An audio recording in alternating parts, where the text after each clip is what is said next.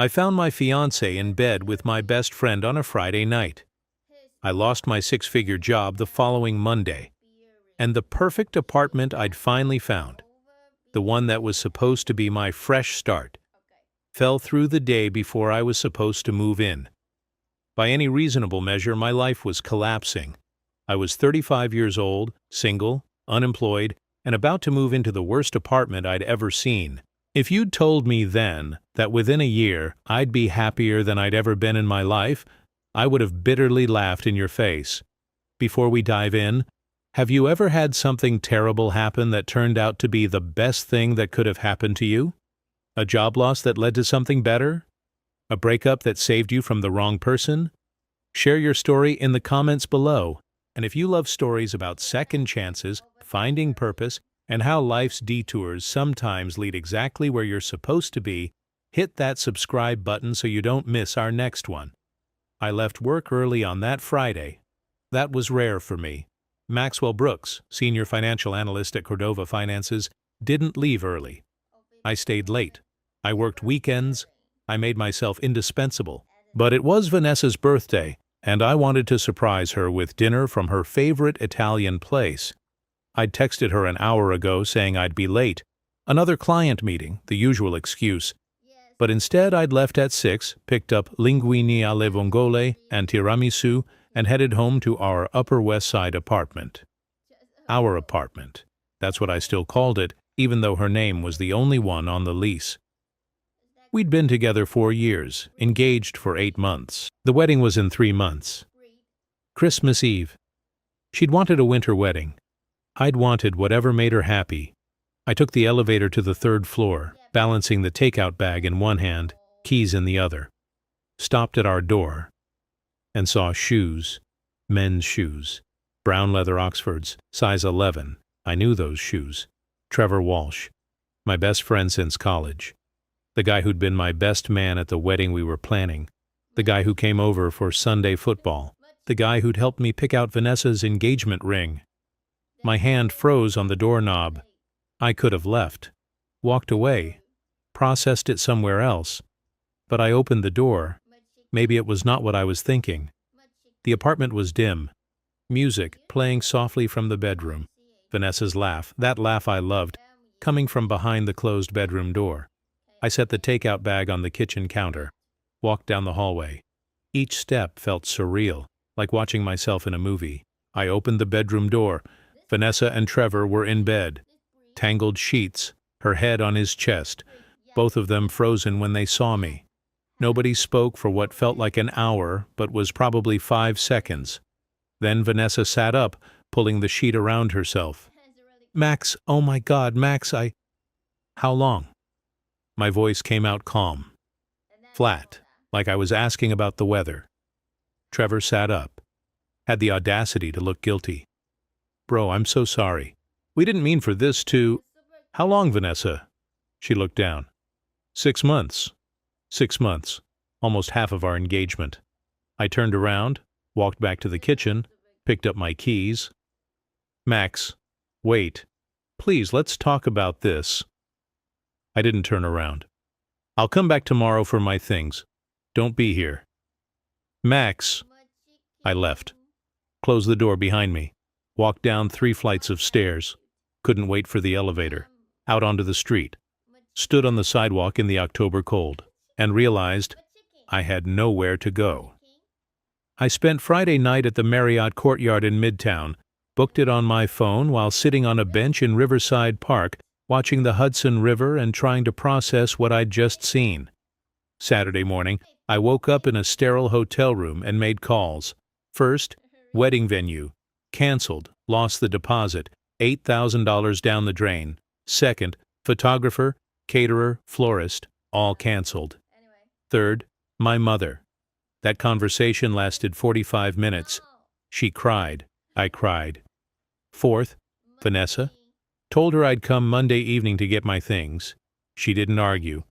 Then I sat on the hotel bed and stared at the wall. Trevor had been my best friend for 13 years. Vanessa, my partner for 4. And I'd had no idea. How do you miss something like that? My phone buzzed. Text from Trevor, Trevor, man, I'm so sorry. I never meant to hurt you, it just happened. We didn't plan it. I stared at the message, thought about responding, then blocked his number instead. Some things don't deserve a response.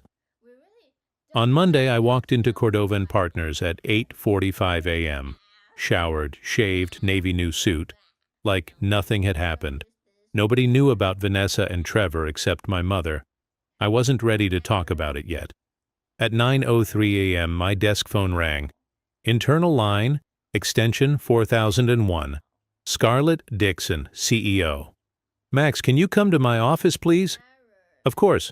Give me 2 minutes. I grabbed my tablet, assuming she wanted to discuss the Boyd account. We'd been working on a $40 million restructuring deal. I'd spent the last 6 weeks on it. I knocked on her door. She opened it. Her face was tight, uncomfortable.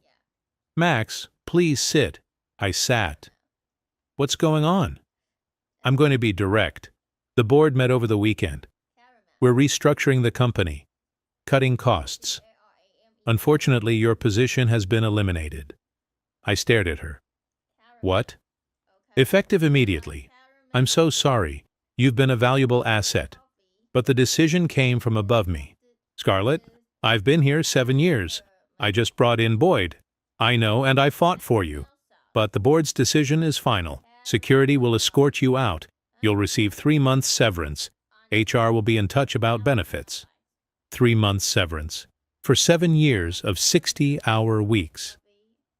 This is about the Carrington merger, isn't it? I said quietly. You're consolidating departments. She didn't answer. Didn't have to.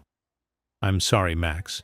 20 minutes later, I was standing on the sidewalk outside Cordova Finances with a cardboard box containing 7 years of my career. A security guard had literally walked me out. I'd lost my fiancée on Friday, lost my best friend on Friday, lost my job on Monday. My life was imploding in real time. I went to the apartment, Vanessa's apartment, to pack my things. She wasn't there. Good. It took 2 hours to pack up 4 years of my life. Clothes, books, a few kitchen items, my desk. Everything fit into 8 boxes and 2 suitcases. I looked around the apartment one last time. This place had been home. Or I'd thought it was. Now it just looked like someone else's space. I left my key on the counter and walked out. Took an Uber bag to the Marriott with half of my belongings and had to go back a second time for the other half. The hotel room suddenly felt suffocating. Temporary. Wrong. I needed a home. Not a hotel room. Not a temporary space. A place that was mine. I pulled out my laptop and started searching for apartments. Finding an apartment in New York City is hell even when your life isn't falling apart. I looked at 20 apartments in 2 weeks. Too expensive, too small, too far from subway, sketchy neighborhood. Landlord seemed insane. My budget was now $2,000 a month. I had 3 months of severance plus savings. But I needed to be smart. No job meant no income. I applied to finance jobs daily. Sent out 50 applications the first week. Got 3 responses, all rejections. Overqualified. Position filled. We're going in a different direction. By week 2, I was exhausted, demoralized, living out of a hotel room, eating takeout, barely sleeping. Then I found it. A brownstone in Park Slope, Brooklyn. 1 bedroom. Hardwood floors, exposed brick, big windows. Tree-lined street, near Prospect Park. $1,900 a month. The landlady, Mrs. Huang, was a kind woman in her 70s. Showed me around herself. My husband and I bought this building 40 years ago, she said. Raised our daughter here. Now we rent out the units. Good tenants only. People who'll take care of the space. I'll take care of it, I said. I promise. You seem like a good man, Mr. Brooks. The apartment is yours. We filled out paperwork. I gave her last month security deposit. $5,700 total. Move-in date, November 1st. 2 weeks away. I left feeling lighter than I had in weeks. Finally, something was going right. A home. A place to rebuild. I went back to the hotel and started packing in my mind, planning where furniture would go, imagining mornings with coffee by those big windows. For the first time since Vanessa, I felt hope. The day before moving, my phone rang. Mrs. Huang. Mr. Brooks, I have terrible news. My stomach dropped. My daughter just called. She's going through a divorce. She needs a place to stay. She has 2 children. I have to give her the apartment. I'm so sorry. I'll refund your deposit. I sat down on the hotel bed. Mrs. Huang, I understand. Family comes first. You're very kind. I'll have the check mailed to you this week. I don't have a return address right now, Mrs. Huang. I'll come by to pick it up. Thank you. I hung up, sat in silence. Of course the apartment fell through. Why would anything go right? I had 24 hours to find a new place. The hotel was costing $180 a night. I wasn't smart to stay much longer. I pulled out my laptop and started searching again. There was only one apartment available for immediate move-in within my budget. Queens, Astoria, 4th floor walk-up, $1,750 month. The photos looked fine, not great, but fine. The landlord, a man named Dimitri, met me outside. Thick accent, gruff but not unkind. Building is old but solid. Neighbors are quiet. Heat works. No pets. You pay on 1st of month. Late, I charge fee. We climbed 4 flights of narrow stairs. My legs burned by the top. The apartment was small, maybe 500 square feet. Kitchen was tiny. Bathroom had old tiles. The bedroom barely fit a queen bed, but it was clean. Windows faced the street. Radiator clanged but worked. I'll take it, I said. Dimitri nodded. Good. 1st month, security, today. I paid him.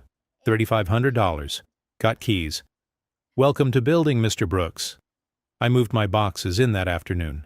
8 boxes and 2 suitcases in the small truck I rented. Everything I owned. I stood in the middle of the empty apartment and felt nothing. Not excitement, not relief, just exhaustion. This wasn't the brownstone in Park Slope. This wasn't the fresh start I'd imagined. This was Plan B, the backup, the good enough. I unpacked slowly, put clothes in the closet, books on the floor since I didn't have shelves yet, set up my laptop on the kitchen counter since I didn't have a desk. At 8 p.m. I ordered Chinese food, ate it sitting on the floor. This was my life now, alone, in a cramped apartment in Queens, unemployed, single, 35 years old and starting over. I went to bed at 10 p.m. The mattress that was delivered the same afternoon was on the floor since I didn't have a bed frame yet. I stared at the ceiling and thought, how did I get here? The next morning I was carrying my last box up the stairs, books I'd left in the truck overnight, when I tripped on the floor landing. The box flew out of my hands. Books scattered everywhere. Hardcovers, paperbacks, tumbling down the stairs. Shit. I scrambled to grab them, but they were everywhere. A door opened. Apartment 4B, right next to mine. A woman stepped out. Early 30s, maybe. Dark curly hair pulled into a messy bun. Wearing scrubs, nurse scrubs, dark blue. No makeup. Tired eyes but kind face. Oh my God, are you okay? Yeah, I'm fine, just clumsy. She crouched down immediately and started picking up books. Let me help. You don't have to. I'm already helping. She smiled, handed me 3 books. Stephen King fan? Used to be. Haven't read in years. Too busy? Something like that. We gathered the books in silence. She was efficient, quick, didn't make small talk, just helped. When everything was back in the box, she stood and dusted off her hands. Welcome to the building. I'm Ruby, 4B. Max, 4A. Nice to meet you, Max. She glanced at the box. Need help carrying that up? I've got it. But thank you. Okay, well, welcome. If you need anything, I'm right next door. I work nights mostly, so if you hear me coming in at weird hours, that's why. You're a nurse? Pediatric. That's impressive. She shrugged. It's exhausting. but I love it." She smiled again. "Anyway, I'll let you get settled. See you around, Max?" "See you around, Ruby." She disappeared back into her apartment. I stood there holding the box, staring at her closed door. That was the first kind interaction I'd had in weeks. 2 days later, there was a knock on my door at 6 p.m. I opened it. Ruby stood there holding a plate covered in aluminum foil. "Hi, I made cookies. Chocolate chip. Thought you might want some.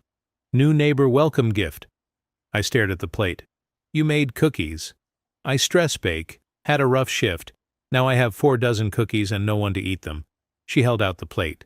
"Please take some before I eat them all myself." I took the plate. "Thank you. You didn't have to do this."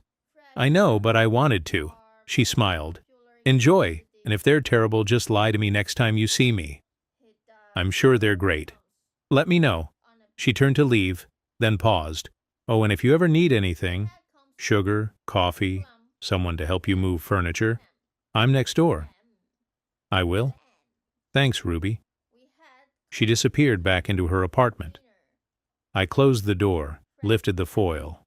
The cookies were still warm. Chocolate chips melted. Perfect golden edges. I ate one standing in my kitchen. It was the best cookie I'd ever had. Not because of the recipe, but because someone had thought of me.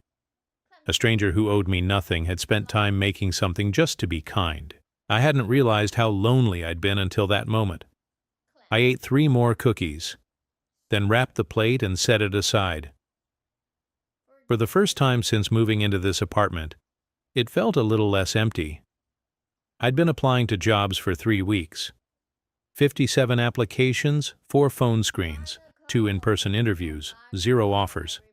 I was sitting in the building's small lobby, barely more than a vestibule with a bench and some dying plants, checking my email on my phone. Another rejection. "Thank you for your interest in the senior analyst position at Mercer Financial. Unfortunately, we've decided to move forward with other candidates." I deleted it without reading the rest. The building door opened. Ruby walked in, still in scrubs, carrying 2 coffee cups from the bodega on the corner. "Max, hey, you're up early." I glanced at my phone. 7:47 a.m. Can't sleep. She sat down next to me on the bench, handed me one of the coffees. "You look like you need this more than I do." "I can't take your coffee." "It's not mine. I bought 2. I saw you through the window looking miserable and thought, that man needs caffeine." I took the coffee. "Thanks." "Rough morning?" "Rough month."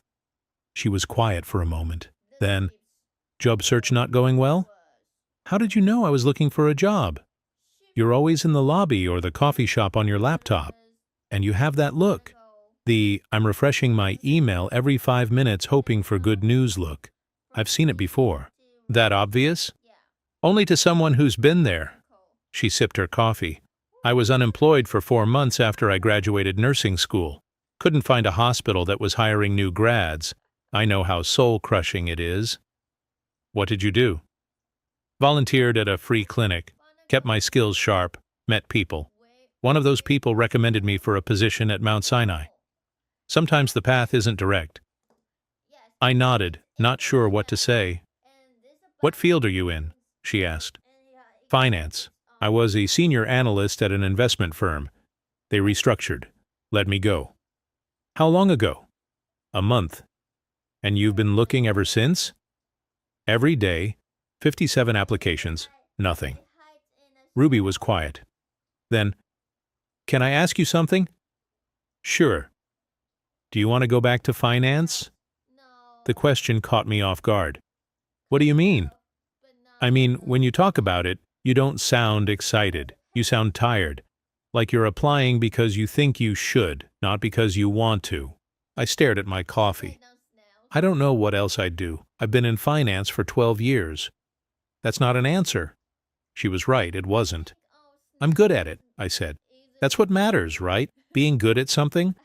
Not if it makes you miserable." I looked at her. "How do you know I'm miserable?" "I'm just guessing, Max." I didn't respond.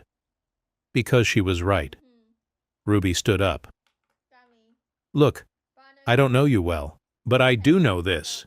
Sitting in this lobby every day refreshing your email isn't going to fix anything. You need to get out. Do something. Anything. Like what? I don't know. But something that reminds you you're still alive. She walked toward the stairs, paused at the first step.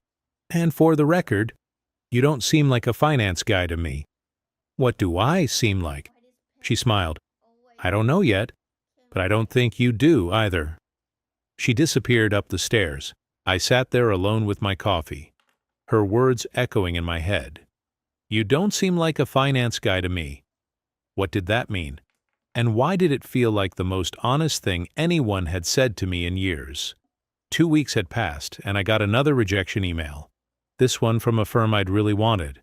We've decided to move forward with a candidate whose experience more closely aligns. I closed my laptop. It was 2 p.m. I'd been in my apartment for 9 hours. Hadn't showered. Barely eaten. The walls felt like they were closing in. I needed to get out. I threw on a jacket and walked. No destination. Just walked. Astoria in November was cold and gray. I passed the coffee shop where Ruby and I had run into each other twice, the bodega where she'd bought the coffee, the park where I'd sat on a bench for an hour last week watching kids play soccer. I ended up at the East River waterfront, sat on a bench facing Manhattan. The skyline stretched out in front of me, hundreds of buildings, millions of people, all of them with lives and jobs and purpose. And here I was, sitting on a bench wondering what the hell I was supposed to do with my life. My phone rang. Unknown number. I almost didn't answer. Hello? Max, hey, it's Ruby, from next door. Ruby, hi, how did you get my number? Dimitri gave it to me. Hope that's okay. There's a package for you at the front desk and I'm heading out. Wanted to let you know before I left. Oh, thanks. Where are you? You sound echoey. Waterfront, by the park. Pause. You okay? Yeah, just needed air. Max? I'm fine, Ruby. Really? Okay. Well, I'm working tonight, but if you want to grab coffee tomorrow morning, I'll be around. 7-ish? Sure. Yeah, that sounds good. Good. See you tomorrow. She hung up. I sat there for another hour, then walked home as the sun set. Ruby was waiting in the lobby the next morning. 2 coffees again. You keep buying me coffee. I'm going to owe you a fortune, I said. Consider it an investment in your mental health. She handed me a cup. Can we walk? I need movement. Sure. We walked toward the park. It was cold but sunny, rare for November. How many applications have you sent now? Ruby asked. 73. And how many interviews? 6. No offers. Max, I'm going to say something, and I need you to not get defensive. Okay. I think you're applying to the wrong jobs. I stopped walking. What? Hear me out.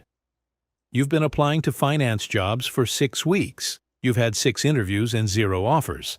That's not a coincidence. Either you're terrible at interviews, which I doubt, or you're not actually enthusiastic about these positions, and the interviewers can tell. I need a job, Ruby. I can't just wait around for the right thing. I'm not saying wait around. I'm saying do something else while the job doesn't appear. Like what? Volunteer. Help people. Get out of your apartment. Use your skills somewhere they matter. Volunteer. I need to pay rent. You have savings. You told me. You have time. Use it to do something that reminds you why you're here. I'm here because my life fell apart. No, I mean on Earth. I stared at her. You're very pushy for someone I've known 2 weeks. I'm a pediatric nurse. Pushy is part of the job description. She smiled. Look, there's a community center 2 blocks from here. Greenfield Community Center. They always need tutors for their after-school program. Kids, ages 10 to 17. Homework help. Mentoring. You're good with numbers, right? I'm a financial analyst. Of course I'm good with numbers. Then help kids with math. A few hours a week. It'll get you out of your apartment. You'll meet people, who knows? Maybe you'll like it. I'm not a teacher, Ruby. Neither am I. But I volunteer at a free clinic on Sundays. You don't need to be an expert to help, you just need to show up. I didn't respond. Part of me wanted to dismiss the idea entirely. But another part, the part that had been sitting in my apartment drowning in rejection emails, thought maybe she had a point. Think about it, Ruby said. What do you have to lose? My time? You're spending your time refreshing your email and feeling sorry for yourself. I think you can afford a few hours a week helping kids with algebra. She was right. I hated that she was right. But she was. Fine, I said. I'll check it out. Good, I'll text you the address. You're very pleased with yourself right now, aren't you? Extremely. She grinned. Come on, I'll buy you breakfast. You look like you haven't eaten in days. I ate yesterday. That doesn't count. The Greenfield Community Center was a squat brick building wedged between a laundromat and a bodega. Faded mural on the side. Cracked steps leading to the front door. Inside was better. Clean. Bright. Bulletin board covered in flyers. Kids' artwork on the walls. Smell of coffee and something baking. A woman in her 50s stood behind the front desk. Short gray hair. Warm smile. Can I help you? Hi, I'm Maxwell Brooks. I'm here about volunteering, tutoring? Her face lit up. Oh, wonderful. I'm Patricia Flowers. I run the center. Come with me. She led me down a hallway to a large room filled with tables. About 15 kids, various ages, working on homework. 2 adults circulating, helping. This is our after-school program, Patricia said. Monday through Thursday, 3:30 to 6:30. Kids come here after school. We provide snacks, homework help, mentoring. Most of these kids, she lowered her voice, don't have support at home. Parents working 2 jobs. No quiet place to study. We're it. What would I do? Whatever you're good at. Math, science, reading. We need help with all of it. I'm good with math and logic. Problem solving. Perfect. We have a lot of kids struggling with algebra and geometry. You'd be a lifesaver. She looked at me. Can you start Monday? Yeah, I can start Monday. Excellent. Show up at 3:30. We'll get you set up. I left the center feeling strange, not excited, not nervous, just uncertain. But I'd committed. And for the first time in weeks, I had somewhere to be that wasn't my apartment or a coffee shop. I arrived at Greenfield Monday at 3:25 p.m. Patricia met me at the door. Max, perfect timing. Come meet the kids. She introduced me to the group. 15 faces staring at me. Some curious, some indifferent, some openly suspicious. Everyone, this is Mr. Brooks. He's going to be helping with homework, specifically math. So if you need help, go ask him. One kid, maybe 14, wearing a Yankees cap, raised his hand. Can he actually do math? Or is he like Mr. Davis, who didn't know how to do fractions? A few kids laughed. I can do math, I said. Try me. The kids smirked. What's the quadratic formula? Negative b plus or minus the square root of b squared minus 4ac all over 2a. The kid's smirk faded. Okay, he's legit. Patricia patted my shoulder. You'll do fine. Just circulate. Help whoever needs it. I walked through the room. Most kids were working quietly. A few were goofing off. Then I saw her. A girl, maybe 16, sitting alone at a corner table. Math textbook open, pencil in hand. But she wasn't writing, just staring at the page. I walked over. Need help? She looked up, guarded. Maybe. What are you working on? Geometry. Proofs. I don't get it. Can I sit? She shrugged. I sat down, looked at the problem. A proof about triangle congruence. Okay. So the thing about proofs is they're just logic puzzles. You're not solving for a number. You're explaining why something is true, step by step. Like building an argument. That doesn't help. Let me show you.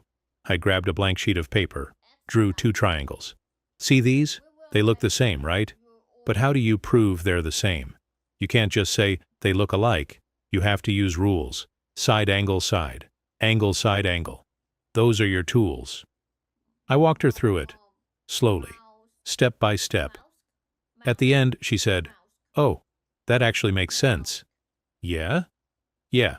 My teacher just throws formulas at us. She doesn't explain why it works. A lot of teachers do that. But math isn't about memorizing. It's about understanding. She looked at me. "Are you actually a teacher?" "No, I used to work in finance." "So why are you here?" "Good question. Honestly, I don't know yet. But I'm here, so I might as well help." She nodded, went back to her work. I stood up, moved to the next table. A boy, maybe 12, was stuck on long division. I helped him. Then another kid. Fractions, then another. Word problems. By the time the session ended at 6:30, I'd helped 8 kids. And something strange happened. I didn't feel tired. I felt awake. More awake than I'd felt in months. Ruby and I had fallen into a routine. Coffee most mornings when she got off her night shift and I was starting my day. "So?" she asked. "How was your first week at Greenfield?" "Good, I think. The kids are tough, but smart. Smarter than they think they are." "You sound surprised." "I am. I didn't expect to like it." "But you do." "Yeah, I do." Ruby smiled.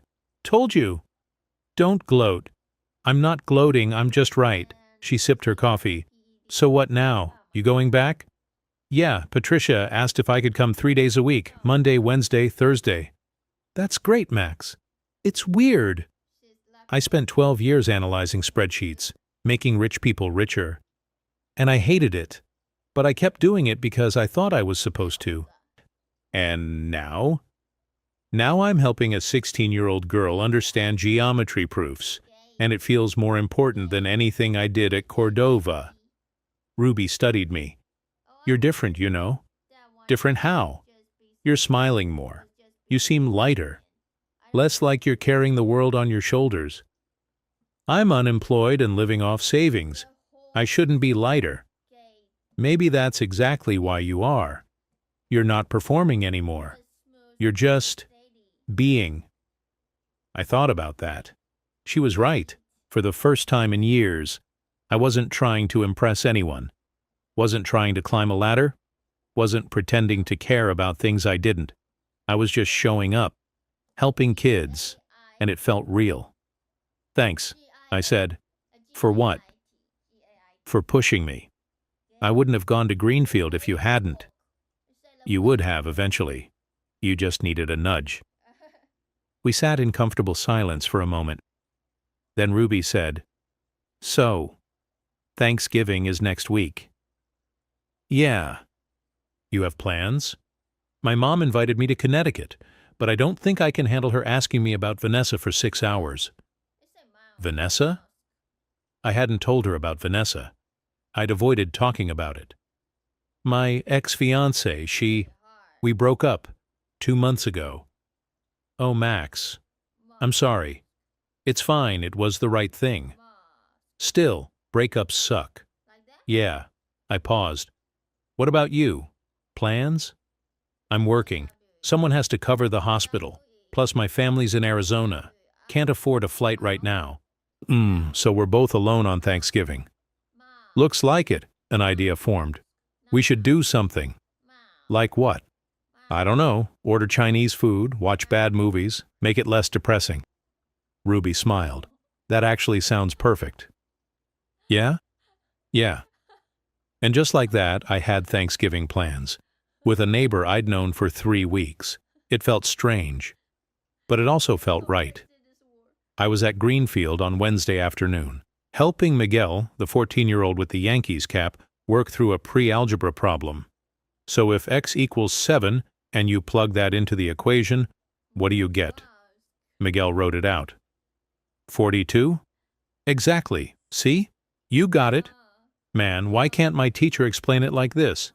Maybe she has 30 kids and not enough time. It's hard. Miguel nodded. Then, "Yo, Mr. Brooks, can I ask you something?" "Sure."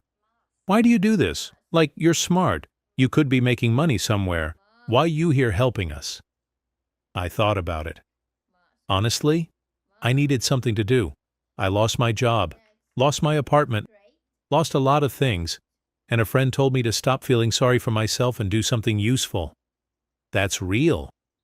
Yeah, but also, helping you guys makes me feel like I'm doing something that matters more than my old job ever did. Miguel studied me. You're not like the other volunteers. How so? You actually care. Like you don't just give us answers, you make sure we understand. That's different. Thanks, Miguel. No, thank you, Mr. B. Mr. B. That was new, but I liked it. Ruby knocked on my door at 5 p.m. on Thanksgiving. Ready for the saddest Thanksgiving ever? She said, grinning. I ordered Chinese food. Enough for 6 people. Hope you're hungry. Starving. I haven't eaten since yesterday. We spread the food out on my coffee table. The only table I had. Sweet and sour chicken, lo mein, fried rice, dumplings, spring rolls. This is way too much food, Ruby said. Leftovers for a week. We ate sitting on the floor, my laptop propped up on a chair, playing a terrible Thanksgiving movie we found on Netflix. This is the worst movie I've ever seen, Ruby said, laughing. It's perfect. Halfway through, she said, Can I ask you something? Sure. What happened with your fiancée? I set down my chopsticks. She cheated on me with my best friend. Ruby's face fell. Oh, I'm so sorry. It's okay. It was 2 months ago. I'm over it. Are you? I thought about it. Yeah, I think I am. I was angrier at first. But now, I just feel, relieved. Relieved? I think I knew we weren't right for each other. I just didn't want to admit it. She did me a favor. Ended it before I made a huge mistake. Marrying her would have been a mistake? Yeah, I think so. We looked good from the outside, but we didn't fit, you know? Ruby nodded. I do. What about you? Anyone special? Not right now. I was seeing someone last year. Another nurse. It didn't work out. Different life goals.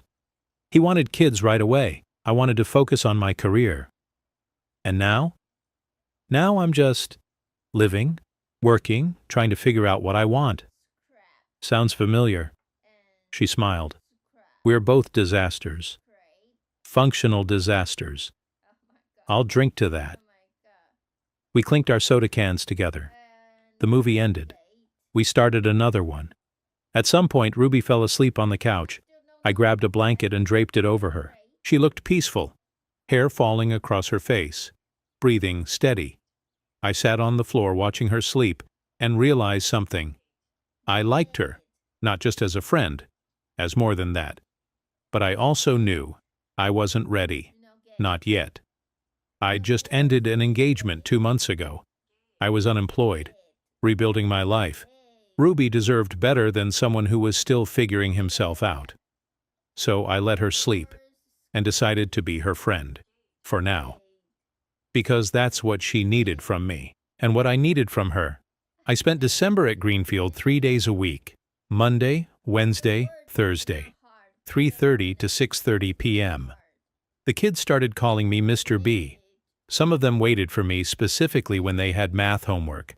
Miguel, the 14-year-old with the Yankees cap, went from failing algebra to getting a B on his midterm. Yo, Mr. B, look!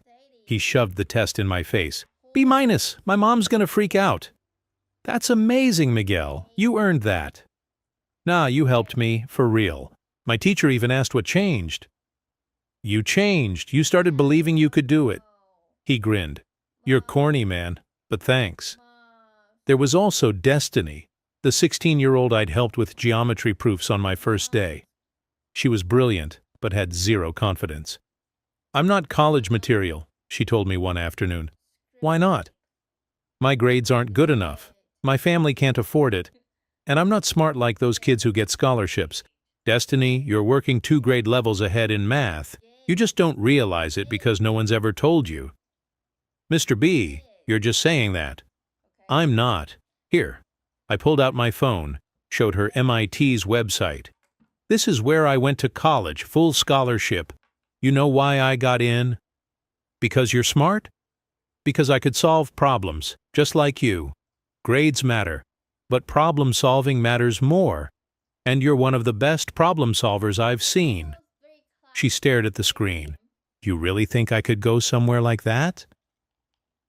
I think you can go anywhere you want. You just have to believe it first. By the end of December, I was working with 23 kids regularly. Patricia started asking me to help with other things too. Planning curriculum, organizing a math club, reaching out to local high schools about partnerships. Max, you're a natural at this, she said one afternoon. I'm just helping with homework. No, you're mentoring. There's a difference.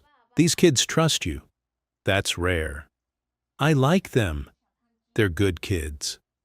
They are, but they don't have many people telling them that. She paused. I need to ask you something. Okay. We have a paid position opening up. Youth Program Coordinator. It's full-time. Salary is $52,000 a year. Benefits. It's not much, I know, but you'd be incredible at it. I stared at her. Patricia, I don't have a teaching license or a degree in education.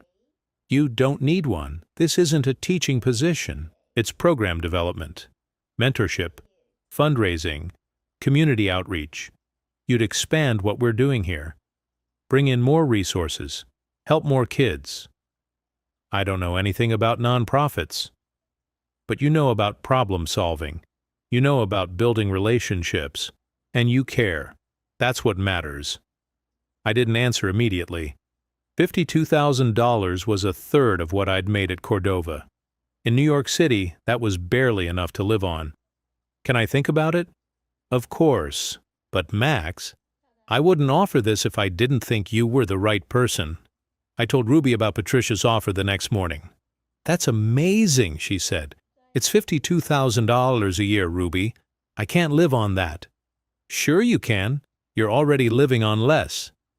Savings don't last forever. So you expand the program, get grants, bring in funding, increase your salary over time. You're a finance guy, Max. You know how to make numbers work. That's not how nonprofits work. Oh, then make it work differently. You've been there 8 weeks and already Patricia sees your value. Imagine what you could do in a year. I sipped my coffee. This is insane. 2 months ago, I was making 6 figures. Now I'm considering a $52K nonprofit job. 2 months ago, you were also miserable. I wasn't miserable. Max, she looked at me. The question isn't whether $52K is enough. The question is, do you want to keep doing finance or do you want to do something that actually matters to you? It's not that simple. It actually is. I looked at her. She was wearing her scrubs again. Dark circles under her eyes from a 12-hour shift. Hair pulled back. No makeup. And she was still the most beautiful person I'd ever seen. What would you do? I asked. I'd take the job, but it's not my life. It's yours. Ruby. Yeah? There was a moment. A pause where neither of us spoke, where something hung in the air between us. But neither of us named it. Not yet. I called Patricia. I'll take the job. Max, that's wonderful. But I have conditions. Okay. I want to expand the program, triple our capacity within a year, bring in corporate sponsors, apply for state and federal grants. I want to make this place sustainable, not just surviving, thriving. Patricia was quiet for a moment. Then, you're serious. Completely. I know how to manage money. I know how to pitch investors. Let me use those skills here. If we grow the program, we can pay our staff more, hire more people, help more kids. Max, if you can do that, you'll be a miracle worker. I'm not a miracle worker. I'm just a finance guy who knows how to make a business case. Nonprofits are businesses. They just have a different bottom line. When can you start? January 2nd. Perfect. I'll have contracts ready. I hung up and sat on my couch.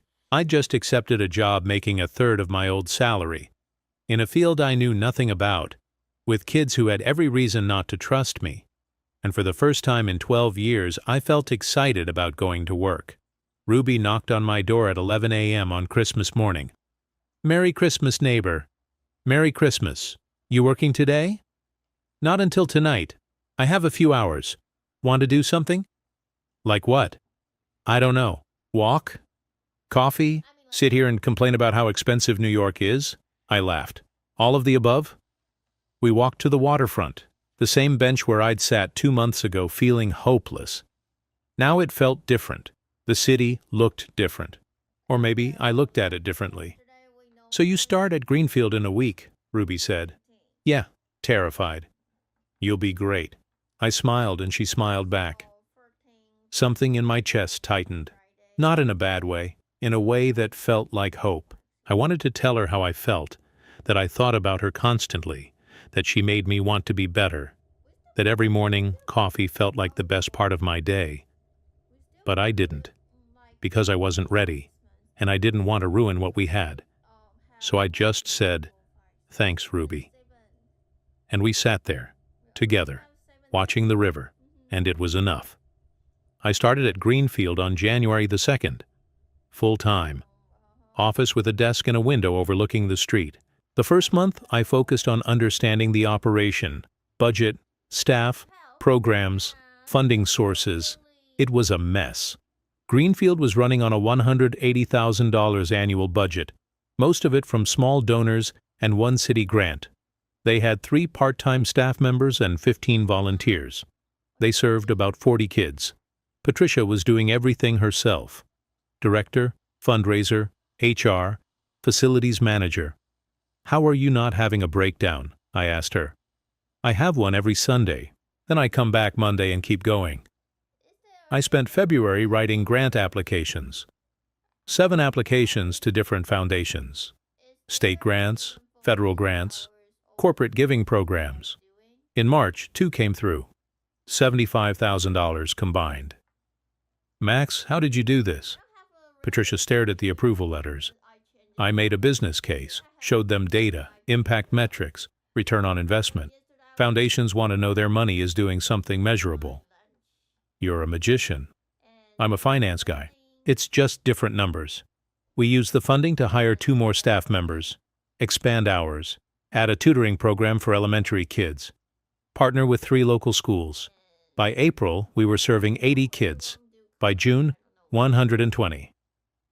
I applied for the Emerson Foundation grant in March. It was a long shot. $250,000 for youth development programs in underserved communities. In April, I got the call. "Mr. Brooks, congratulations. The Emerson Foundation is awarding Greenfield Community Center $250,000 over 2 years. I almost dropped the phone. "Are you serious?" "Completely. Your application was outstanding. The board was particularly impressed with your sustainability model and impact metrics." I hung up and walked into Patricia's office. "We got Emerson." She looked up. "What?" "Emerson Foundation, $250,000, 2 years. Patricia stood up, stared at me, then burst into tears. "Patricia, Max, do you know what this means? We can expand, hire more staff, increase salaries, add programs. We can actually do everything we've been dreaming about." "I know," she hugged me. "You saved this place." "We saved this place together." With the Emerson grant, we restructured the budget. I increased Patricia's salary from $45,000 to $70,000. She'd been underpaid for years. I increased my own salary from $52,000 to $70,000. Still not finance-level money, but enough to live comfortably in New York. We hired 3 more full-time staff members, expanded from 3 days a week to 5, added weekend programs. Greenfield was no longer just surviving.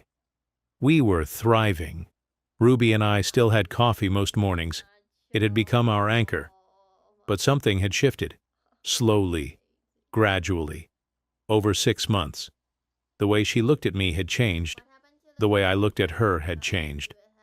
Conversations lasted longer. Silences felt comfortable. Touches lingered, hands brushing when passing coffee cups, shoulders touching on the bench. One morning in early June, I said, "Ruby." "Yeah?" I need to ask you something, and I don't know how to say it without making things weird. My heart started pounding. Okay. Will you go on a date with me? A real one. Not coffee in the lobby. An actual date. Okay. Okay? Yeah. Let's do it. She smiled. That smile that made everything feel possible. Friday night. I'll pick you up at 7. You'll pick me up. We live next door to each other. I'll knock on your door at 7, and we'll pretend we don't see each other every single day. She laughed. Deal. I knocked on Ruby's door at 7 p.m. sharp. She was wearing a dress. Dark green. Simple but elegant. Hair down for once. Lipstick. I'd never seen her dressed up before. Hi, she said. Hi. You look beautiful. Thanks. You look good too. I'd worn a button-down shirt and jeans. Nothing fancy, but I'd tried. Where are we going? She asked. It's a surprise. I took her to a small Italian restaurant in Astoria, the kind with checkered tablecloths and candles and wine bottles, quiet, intimate. We ordered pasta, shared a bottle of wine. So, Ruby said, smiling. First date. How do you think it's going? Pretty good. You haven't run away yet. The night is young. We laughed, talked about everything and nothing. She told me about growing up in Arizona, about becoming a nurse because her younger brother had been sick as a kid, about moving to New York alone at 23 with $800 and a dream. That's terrifying, I said. It was, but also exhilarating. I didn't know anyone, didn't have a safety net. I just jumped. I admire that. You did the same thing, started over. That takes courage. I didn't have a choice. I lost my old life. You had a choice. You could have found another finance job. You chose something different. That's courage. After dinner we walked, no destination, just walked through Astoria, past the shops and restaurants, past the park. We ended up at the waterfront, the same bench where we'd sat on Christmas. This is where you told me about Vanessa, Ruby said. Yeah. Do you ever think about her? Sometimes, but not in the way I used to. I don't miss her. I don't miss that life. I think I just miss the idea of having someone. Yeah. Yes, but now I have someone. Someone even better. Ruby looked at me. Do you? Yeah, if she wants me. She does. She kissed me, soft, tentative, like a question. I kissed her back, like an answer. When we pulled apart, she was smiling. That was a good first kiss? Just good? Great. Amazing. Best kiss of my life. Now you're just inflating my ego. Maybe. She leaned her head on my shoulder. Max? Yeah? I'm really glad you dropped that box of books on the stairs. Me too. We sat there, together, watching the river, and everything felt right. A year had passed since Vanessa and Trevor, since Cordova finances, since losing the perfect apartment and moving to Queens. A year since I thought my life was over. Now I was standing in the Greenfield Community Center at our annual fundraiser. 150 guests, local business owners, foundation representatives, city council members. Patricia gave a speech about our impact. We'd served over 200 kids in the past year. 15 of them had gotten into honors programs. 3 had received full scholarships to private high schools. Miguel was there, now 15, straight A student, talking about applying to engineering programs. Destiny was there too, 17 now, applying to MIT. I'd helped her with her application essay. Ruby stood next to me, holding my hand. She'd been my date to every Greenfield event for the past 4 months. The staff knew we were together, the kids knew. Patricia joked that we were the cutest couple in Queens. You did this, Ruby whispered. We did this. No, you did. You believed it could be more. And you made it happen. After the fundraiser, we walked home. It was cold. October again. Full circle. We stopped outside our building, 4th floor walk-up. The wrong apartment that had become exactly right. Want to come to my place? Ruby asked. Always. I got a text message in early December. Unknown number. Unknown. Max, it's Vanessa. I know this is out of the blue, but I wanted to reach out. Trevor and I broke up. I've been thinking about you a lot. About us. I made a huge mistake. I miss you. Can we talk? I stared at the message for a long moment. Then I showed it to Ruby. What are you going to say? She asked. Nothing. Nothing. She doesn't deserve a response. That life is over. You're sure? Completely. I deleted the message, blocked the number. Ruby smiled. I'm proud of you. Why? Because a year ago you would have agonized over that, wondered if you should respond, questioned everything. Now you know exactly who you are and what you want. And what do I want? She kissed me. This. You want this? Yeah, I do. Sometimes the universe doesn't destroy your life. It just dismantles the wrong one, so you can build the right one. Have you ever had something terrible happen that turned out to be the best thing that could have happened? A job loss, a breakup, a plan that fell through? Share your story in the comments below. If this story about second chances, finding purpose, and how life's worst moments can lead to your best life touched your heart, please hit that like button and subscribe for more inspiring true stories every day. Don't forget to click the notification bell so you never miss our next tale. Thanks for watching.